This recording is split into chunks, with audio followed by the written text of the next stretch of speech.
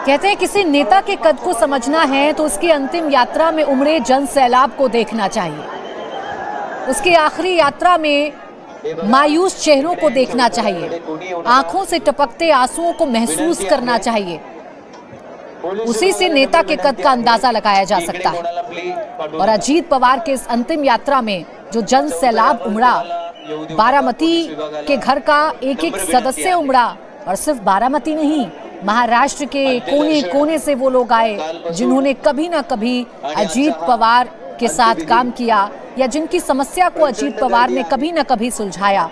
आज वो तमाम लोग अजीत पवार की इस अंतिम यात्रा में शामिल होने के लिए आए। और अब बारामती का वो बेटा जो बारामती को प्यार करता था, बारामती की मिट्टी को प्रणाम करता था, आज उसी मिट्टी में विलीन हो रहा है, पंचतत्व में विलीन हो रहा है। अपने पीछे अजीत पवार सैकड़ों सवाल छोड़कर चले गए हैं। अपने पीछे अजीत पवार अपनी पार्टी के भविष्य को छोड़कर चले गए हैं, अपने बेटों के भविष्य को छोड़कर चले गए हैं। इन तमाम सवालों के जवाब आने वाले वक्त में मिलेंगे, लेकिन फिलहाल ये गमगीन, ये असहनीय दुख जो इस वक्त महाराष्ट्र और बारामती में महसूस किया जा सकता है। दिनेश मौर्य मेरे सहयोगी हमारे साथ इस वक्त जुड़ गए हैं। दिनेश, एक ऐसा नेता जिसने जनता से ऐसा कनेक्ट बनाया कि आज उनकी अंतिम यात्रा में पूरा जन सैलाब उमड़ गया। आज जब और जी सचिन में इस कदर किसी नेता को इस तरह से प्यार मिलना बहुत ही कम दृश्य दिखाई देते हैं। जो जन नेता होते हैं, जो लोक नेता होते हैं, उन्हीं को इस तरह से प्यार जनता का मिलता है। और ये दादा का कहना था कि जनता के लिए उनके मन में जो प्यार है, जो विश्वास है, यही उनकी असली जीवन की पूंजी थी, वही उनके लिए जो है उनका असली एक संपत्ति थी।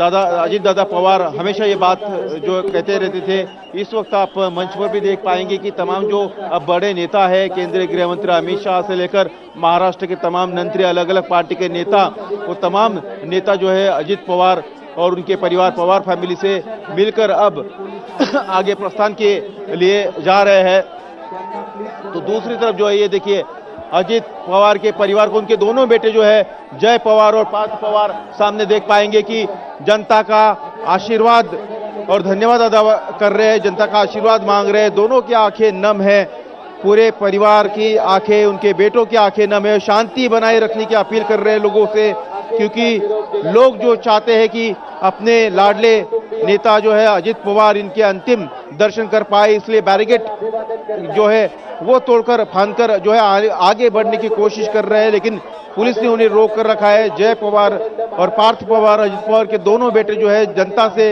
यहाँ आए तमाम लोगों से अपील कर रहे हैं कि वो शांति बनाए रखे।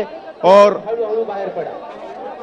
लगातार पुलिस भी लोगों से अपील कर रही है कि जो हुजूम यहाँ पर उमड़ा है, जिस तरह की भीड़ यहाँ पर है, तो अब पूरा कार्यक्रम जो है शांति से यहाँ पर समाप्त हो रहा है। तो लोगों ने जो ये देखिए यहाँ पर किस तरह से ये लोगों का लोड आया, हुजूम का लोड यहाँ पर उमड़ आया, और ये बैरिकेड जो है तोड़कर फांदकर जो है लोग आना चाह रहे थे, लेकिन पुलिस ने ये उनको वहाँ पर रोक के रखा है। पुलिस जो है अब लोगों को पीछे धकेल रही है।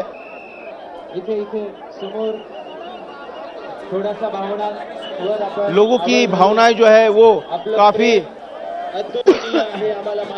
तीव्र है। लोग आगे जाना चाहते थे अपने लाडले दादा के, उनका जो अंतिम संस्कार जिस जगह पर हुआ, जिस चबूतरे के पास हुआ, वहां जाकर जाना चाहते थे, लेकिन पुलिस उन्हें आगे बढ़ने नहीं दे पा रही है।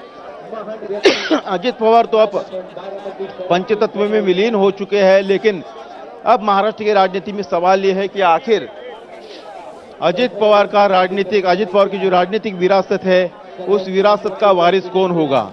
उनके दोनों बेटे पार्थ पवार, जय पवार, उनकी पत्नी सुनेत्रा पवार, या उनके पार्टी, उनके एनसीपी धड़े का कोई दूसरा नेता? ये सबसे बड़ा सवाल है। सवाल ये भी है कि क्या अब अजीत पवार के इस तरह से अचानक चले जाने के बाद, उनके निधन के बाद, क्या परिवार तो एक है, लेकिन राजनीतिक दो धड़ों में जो पार्टी बढ़ गई है, वो क्या एक पार्टी में सिमट पाएगी? पार्टी एक साथ आ जाएगी? जिस तरह से परिवार भी एक साथ है, तो क्या पार्टी भी एक साथ हो जाएगी? और पार्टी अगर एक साथ भी होती है, तो पार्टी की अगली दिशा किस तरफ होगी? चाहे महाराष्ट्र हम महायुति की बात करें या केंद्र में एनडीए की बात करें, ये सबसे बड़ा सवाल है। यहाँ पर आए जो तमाम जो लोग हैं, जो जनता है, जो अजित पवार के ऊपर अपना प्यार यहाँ पर दर्शाने आए थे, तमाम लोगों